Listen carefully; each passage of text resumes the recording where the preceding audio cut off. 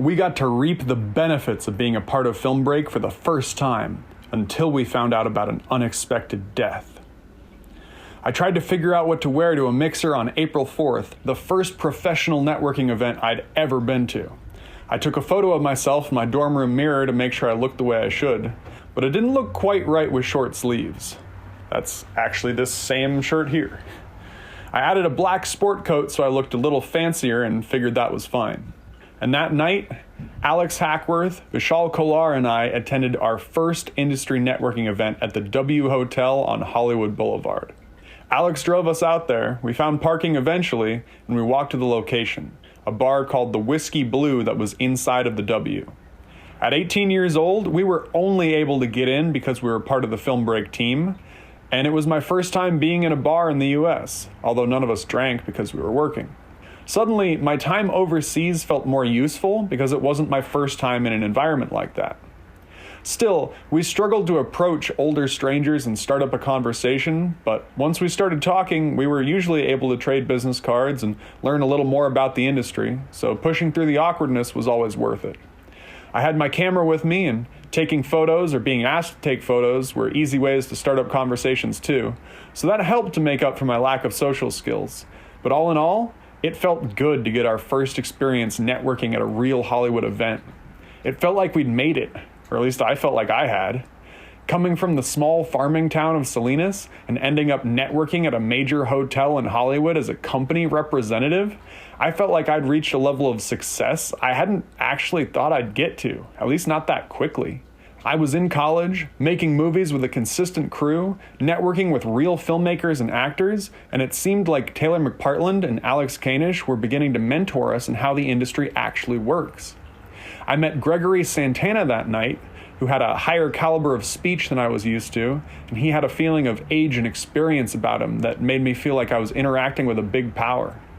I found out he had been the chief lighting control on the TV show General Hospital for 31 years, and he'd retired less than a year before I met him, and he was also an investor in Film Break, so I was happy to get his business card and even become Facebook friends with him.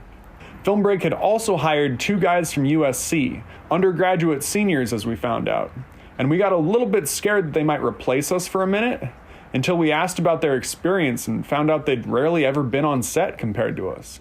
I had acting credits on IMDb for 12 films at that point, not to mention my behind-the-camera work, and they were talking about hoping to get a 3rd or 4th credit. I was shocked, and I figured they just didn't take advantage of what they could have, and we never saw them again. I'm not sure if they continued to work with Film Break or not, but our film experience seemed to cement our positions with the company compared to other potential hires. I'd always talked about ATAEC Studios as a company, but for the first time, I began to see it as a real possibility. Alex, Vishal, and I talked about a foreign sales agent we'd met and how she might be able to help with Carpe Diem, and it struck me that they were now invested in that film too. Alex had been shooting the scenes with me, but I hadn't considered the possibility that his level of involvement could approach that of other members, and that made me smile. The company had grown, and chances of all of us succeeding together increased. At 11:30 p.m., I took a selfie with Alex and Vishal by the Film Break sign, and we walked outside and took another one outside of the hotel so you could see the W logo.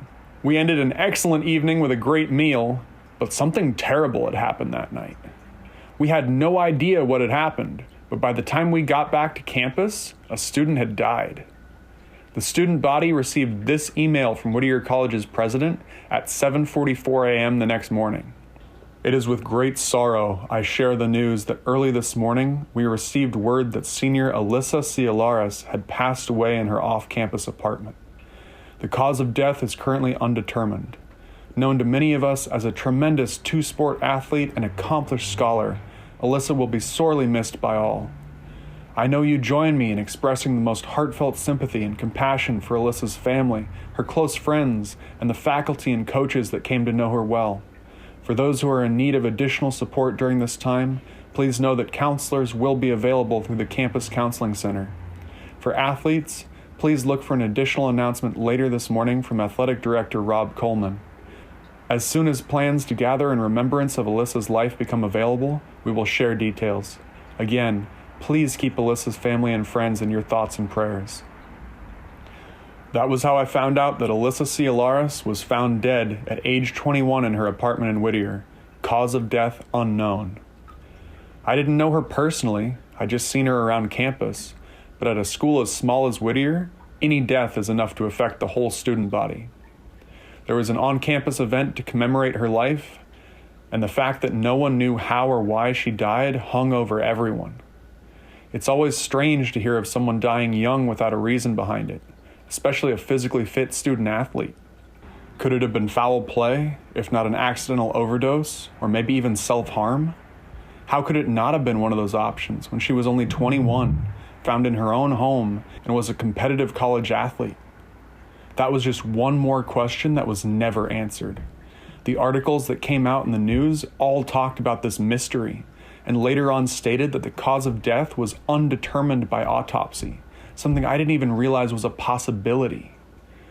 This experience taught me something I hadn't expected.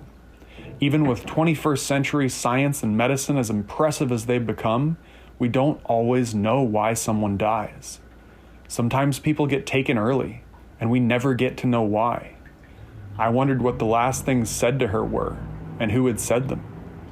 This moment was a powerful reminder of an important lesson. Time is not guaranteed, even when we're young. I'd be personally reminded of that fact 8 months later, but back then this tragedy reminded me to keep pushing for what I wanted to achieve while I was still alive, and made me all the more appreciative of people like Alex Hackworth and Taylor McPartland, who'd given me an incredible introduction to the Hollywood film industry that I'd never imagined actually having. But you'll have to tune in next week to hear about Claimer's role in finishing up Carpe Diem.